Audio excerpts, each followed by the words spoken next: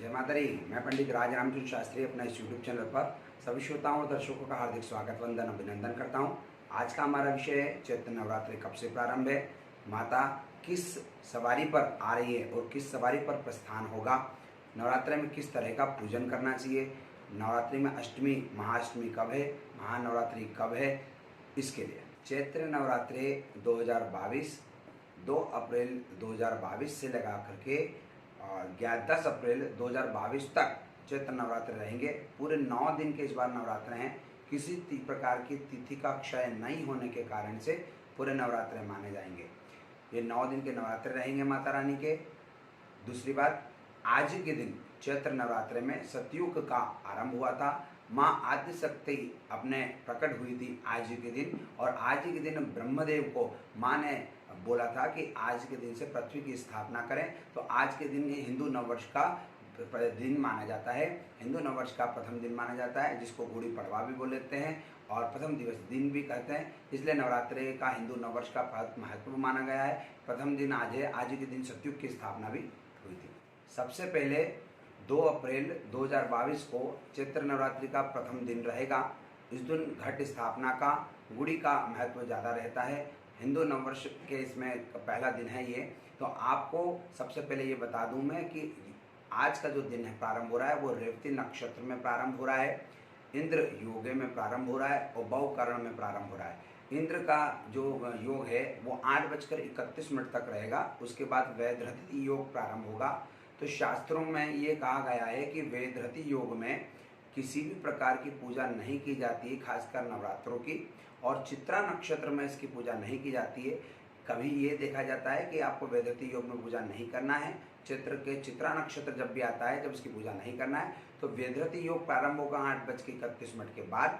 तो 8:31 के पहले मतलब आपको 7:54 से लेकर के और 8:31 तक घट की स्थापना करना है। उसी समय आपका पूजन प्रारंभ कर लें। भले दोपहर में कभी भी चलता रहे, लेकिन ये जो अखंड ज्योत आप जलाते हैं, ज्वारे यदि आप बोते हैं, तो आपका उनका विशेष महत्व जो है सुबह 7:56 से लेकर के 8:31 तक का है। माता रानी किस सवारी पर इस दौरान में आ रही है, तो शास्त्रों में कहा गया है यदि नवरात्रा की शुभारंभ जो प्रथम प्रतिपदा तिथि होती है, यदि वो शनिवार से प्रारंभ होती है, तो माता रानी घोड़े की सवारी पर आती है। तो घोड़े की सवारी पर आना ये शुभ संकेत नहीं है। किसी प्रकार की वाहन दुर्घटना वगैरह ज़्यादा बढ़ना, सत्ता परिवर्तन होना, शासन सत्ता जो चल रही है उसमें काफ़ी उथल पुथल होना, और सरकारों में परिवर्तन ज़्यादा होना, इस बार में तनाव ज़्यादा बढ़ेगी, दुर्घटनाएं ज़्यादा होंगी इस दौरान में। ये 6 महीने का पीरियड रहता है। 6 महीने में ये विशेष चीज़ें ज़्यादा होंगी। रेल दुर्घटना वगैरह होना या वायु दुर्घटना वगैरह होना, इस तरह से चीज़ें ज़्यादा होंगी। और युद्ध, क्योंकि घोड़े का जो प्रतीक होता है वो युद्ध का होता है, तो युद्ध की स्थिति भी ज़्यादा बढ़ सकती है। जैसे अभी यूक्रेन वगैरह इस तरफ में काफ़ी युद्ध का हल चल रहा है, तो इसमें काफ़ी और युद्ध की स्थिति बढ़ सकती है। किसी प्रकार के शासन काल में परिवर्तन हो सकता है। सत्ता परिवर्तन का योग भी है।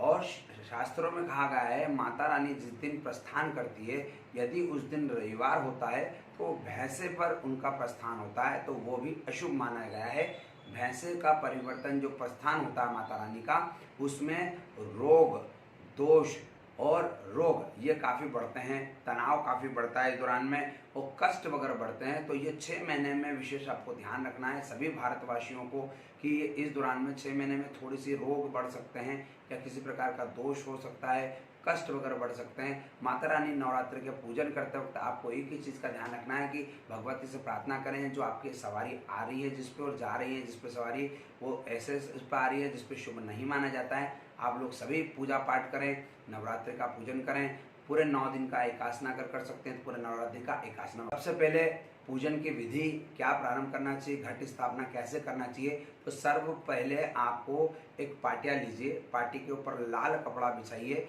आपको कलश की स्थापना, घट का बोलते हैं कलश, तो कलश की स्थापना आपको नीचे गेहूं की या चावल की ढेरी रखना है, उसके ऊपर कलश की स्थापना करना है। सर्वप्रथम आपको गाय के घी का दीपक अपने उल्टे हाथ पर लगाना है और एक तेल का दीपक अपने सीधे हाथ पर लगाना है। ये विशेष ध्यान रखिएगा। पूरे 9 दिन तक ये दीपक अखंड अगर चलते हैं तो बहुत अच्छी बात है, अगर नहीं चलते हैं कोई अगर अगर रोजाना नहीं जलाता है, अखंड ज्योत नहीं चलता है, तो सुबह शाम भी अगर आप दीपक लगाएं तो भी आपको चलेगा।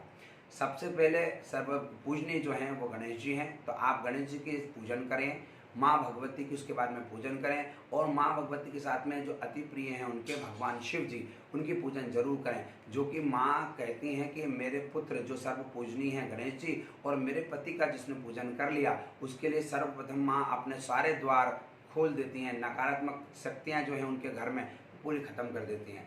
तो आपको 9 दिन तक क्या करना है, आपको विशेष चीज़ का ध्यान रखें, दाढ़ी कटिंग नहीं करना है। क्या नहीं करना है? सबसे पहले तो दाढ़ी कटिंग नहीं करना है 9 दिन, सहवास नहीं करना है।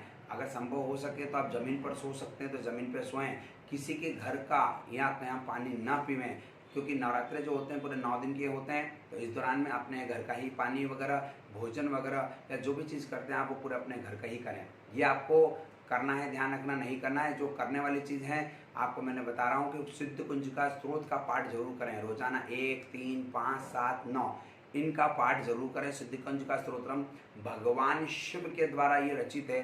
शास्त्रों में कहा गया है कि भगवान शिव ने बहुत ही कम चीज़ें स्त्रोत बनाए हैं, तो सबसे पहला स्त्रोत उन्होंने यही बनाया, सिद्ध कुंज का स्त्रोतम।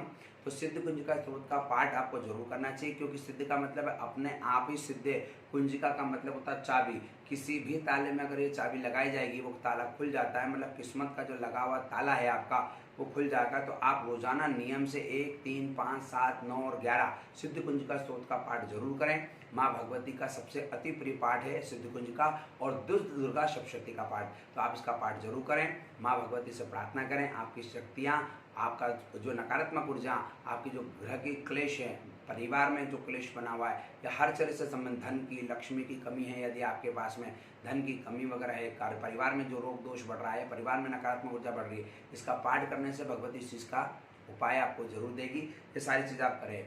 आपको 9 दिन अगर संभव हो सके तो 9 रात्रि में 9 कन्या का पूजन जरूर करना चाहिए, और 2 लड़कों का, 2 पूज्य बच्चों का भी पूजन करना चाहिए। एक तो हनुमान जी का प्रतीक होते हैं, एक भैरव जी के प्रतीक होते हैं। तो 9 कन्या और 2 बच्चों का, मतलब 2 लड़कों का आपको पूजन जरूर करना है। यदि आप 9 दिन पूजन ना कर पाएँ तो नवरात्र के जो आपकी घर की जो कुल देवी हैं, जो अष्टमी पूजाती है या नवमी पूजाती है, उस दिन आप जरूर 9 कन्याओं का पूजन और 2 लड़कों का पूजन जरूर करें। श्रद्धा से उनके चरण धुलवाएं, माता रानी से प्रार्थना करें।